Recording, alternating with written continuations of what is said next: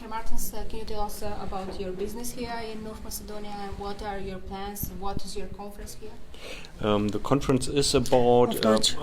Die Konferenz, das Zusammentreffen dient dazu, die Kommunikation zwischen den Unternehmen und einer möglichen neuen Regierung oder Kandidaten, die sich stellen für die Wahlen, den Austausch zu pflegen. Wir haben ja schon mit der Regierung auch einen formellen Austausch, in dem wir uns vierteljährlich treffen, das aber ohne die Presse, und das ist ein Treffen, bei dem wir über konkrete Herausforderungen der Wirtschaft und des Arbeitsmarktes sprechen. Und in diesem Fall ist das nochmal auch eine Fokussierung, in der konkret aktuelle, die jüngsten Entwicklungen besprochen werden sollen.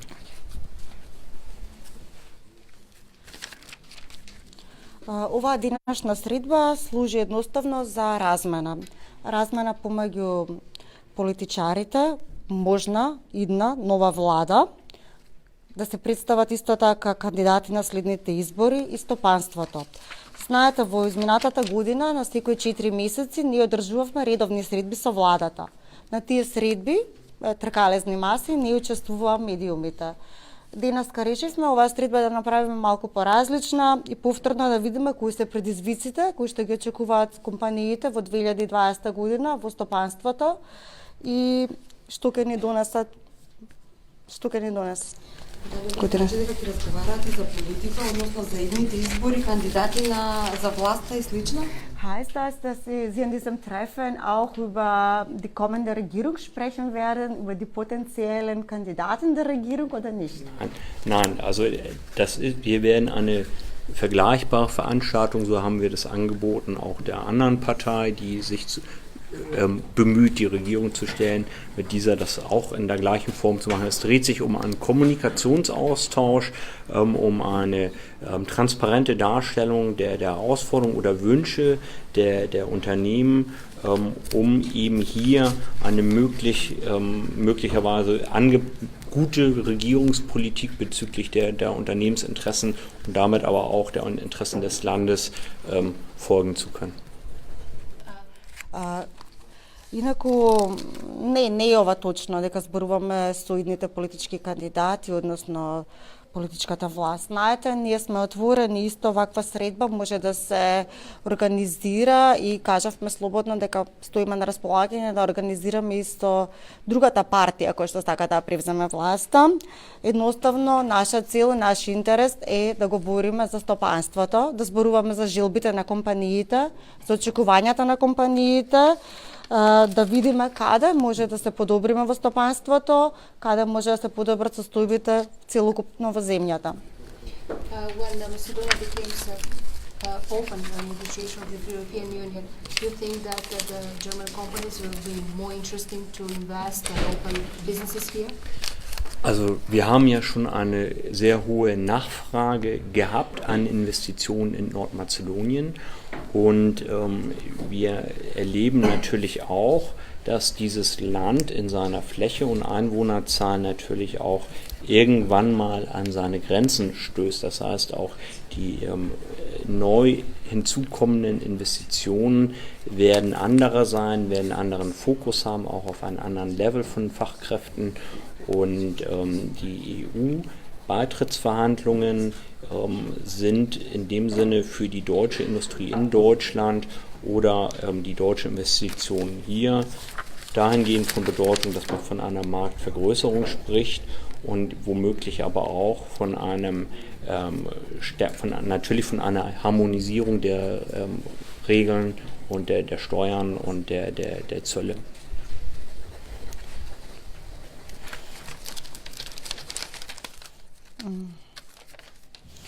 Знаете, интересот на германските инвеститори за Северна Македонија е доста голем и во изминатите години и сега. Но земјата има одреден број на жители, како и одредена територија. Територијата, како и бројот на жители, не можеме да ги изголемиме. Но тука се менува интересот на областите на инвестирање. Инвеститорите ќе имаат друг фокус и во други стопански сфери да инвестираат во земјата. Кога зборуваме за пристапноста пред инвеститорите на Северна Македонија во ЕУ, тоа не ги загрижува нив. Напротив, тие гледаат еден зголемен пазар, гледаат начин да се хармонизираат законите, дали се прашање царини или даноци со оние што се во Европа. Може да гледаат и во тоа олеснување. Минатата 2019 година дадовте изјава со која што оценивте нула работата на владата. Таа беше најавена 19-та као година на економска година, година на економски бум. Како ја оценувате сега, од кога заврши 2019 година, што е направено, што не е направено и кои се очекувањата за 2020 година? In 2019, Sie haben eine Aussage gegeben, dass man die Regierungsarbeit mit einer Note 0 bewertet hat. Jetzt ist das Jahr 2019 vorbei und im Vergleich zu Ihnen, die Regierung sagte, dass 2019 ein Wirtschaftsjahr war, wo es geboomt hat.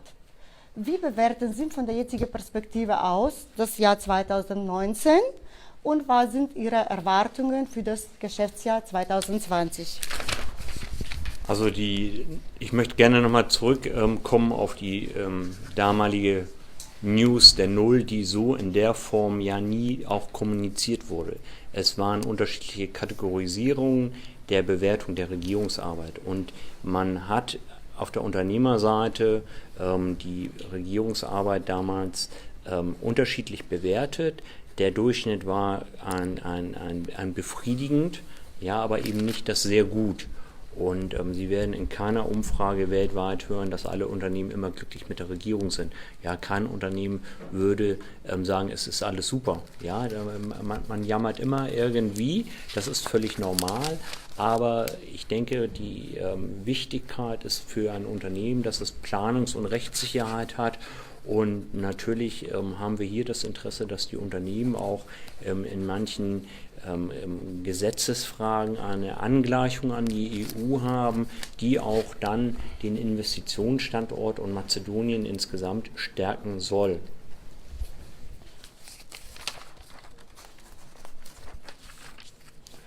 Веста за која што зборувате, дека ние сме оцениле работата на владата со нула, никогаш не била така искомуницирана. Знаете, во анкетата која што спроведовме имаше две категории. Дали сте задоволни од работата и не сме толку задоволни. Се разбира дека не може сите компании да бидат во целост 100% задоволни од работата на владата. Најголемиот дел даде одговор дека се задоволни. Никаде во ниедно стопанство нема да најдете компанија која што е 100% задоволна од владата и од нивната работа. Секогаш ќе има област од страна на компаниите за која што ќе се жалат. Она што е желба на компаниите, тоа е да има сигурност во планирањето, како и правна сигурност.